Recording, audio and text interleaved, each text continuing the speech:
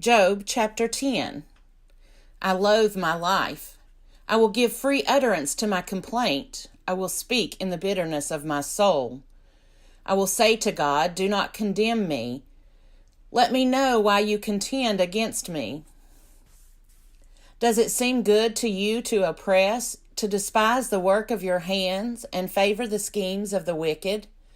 Do you have eyes of flesh? Do you see as humans see? Are your days like the days of mortals, or your years like human years, that you seek out my iniquity and search for my sin? Although you know that I am not guilty, and there is no one to deliver out of your hand, your hands fashioned and made me, and now you turn and destroy me. Remember that you fashioned me like clay, and will you turn me to dust again? Did you not pour me out like milk, and curdle me like cheese?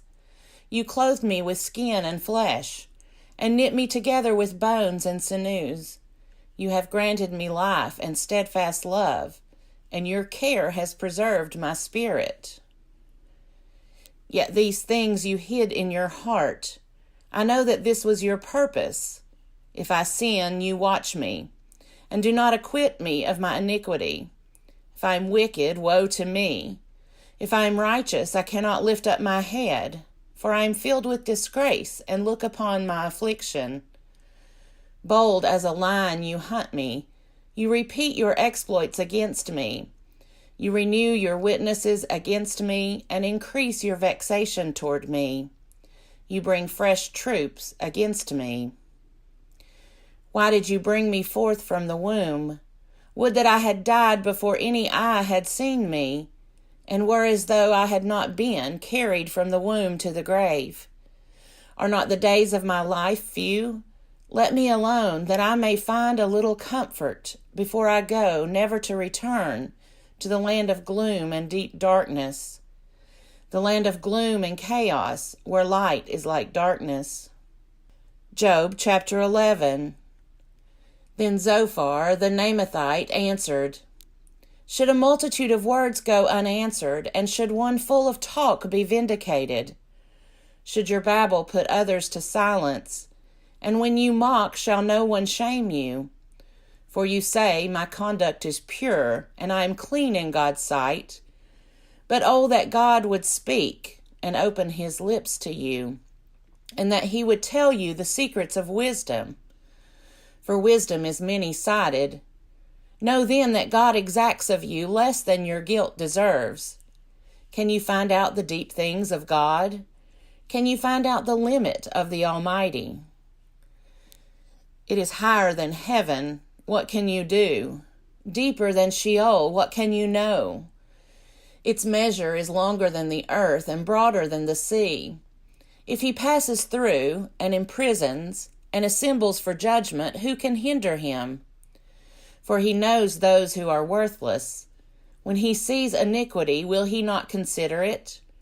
But a stupid person will get understanding, when a wild ass is born human. If you direct your heart rightly, you will stretch out your hands toward him. If iniquity is in your hand, put it far away, and do not let wickedness reside in your tents.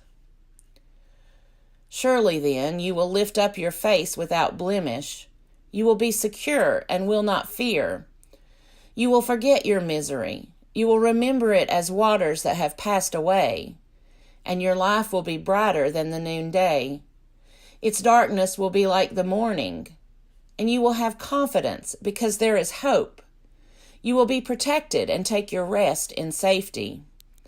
You will lie down, and no one will make you afraid. Many will entreat your favor. But the eyes of the wicked will fail. All the way of escape will be lost to them, and their hope is to breathe their last.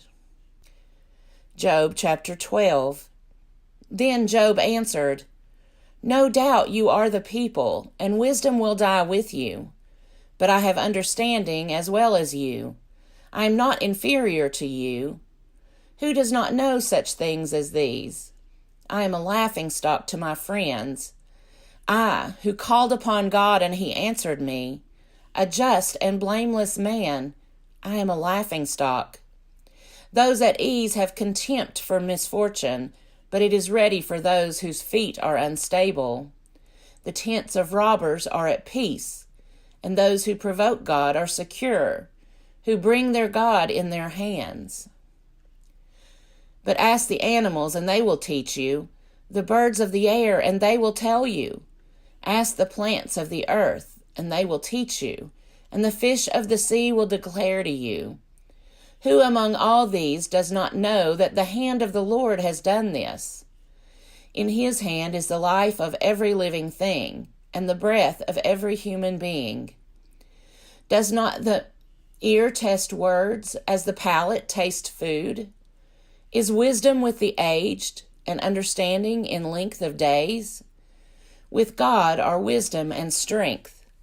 He has counsel and understanding.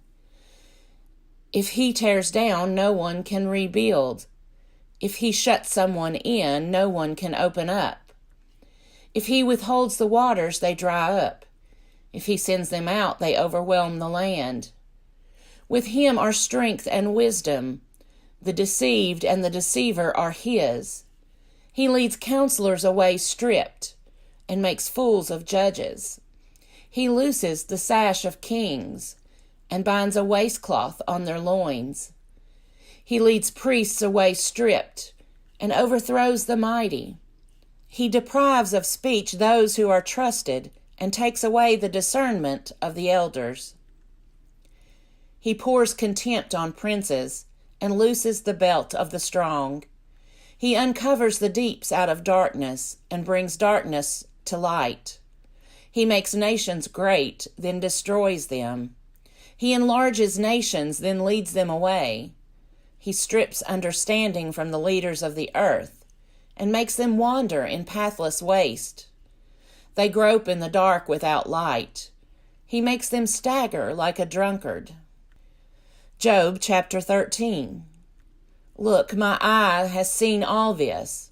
My ear has heard and understood it. What you know, I also know. I am not inferior to you. But I would speak to the Almighty, and I desire to argue my case with God. As for you, you whitewash with lies. All of you are worthless physicians. If you would only keep silent, that would be your wisdom. Hear now my reasoning, and listen to the pleadings of my lips. Will you speak falsely for God, and speak deceitfully for him? Will you show partiality toward him? Will you plead the case for God? Will it be well with you when he searches you out? Or can you deceive him as one person deceives another? He will surely rebuke you if in secret you show partiality. Will not his majesty terrify you, and the dread of him fall upon you? Your maxims are proverbs of ashes. Your defenses are defenses of clay. Let me have silence, and I will speak, and let come on me what may. I will take my flesh in my teeth, and put my life in my hand. See, he will kill me, I have no hope, but I will defend my ways to his face. This will be my salvation, that the godless shall not come before him. Listen carefully to my words, and let my declaration be in your ears. I have indeed prepared my case. I know that I shall be vindicated. Who is there that will contend with me? For then I would be silent and die. Only grant two things to me, then I will not hide myself from your face. Withdraw your hand far from me, and do not let dread of you terrify me. Then call, and I will answer, or let me speak, and you reply to me. How many are my iniquities and my sins? Make me know my transgression and my sin. Why do you hide your face and count me as your enemy? Will you frighten a wind-blown leaf and pursue dry chaff? For you write bitter things against me and make me reap the iniquities of my youth. You put my feet in the stocks and watch all my paths. You set a bound to the sole of my feet. One wastes away like a rotten thing, like a garment that is moth-eaten.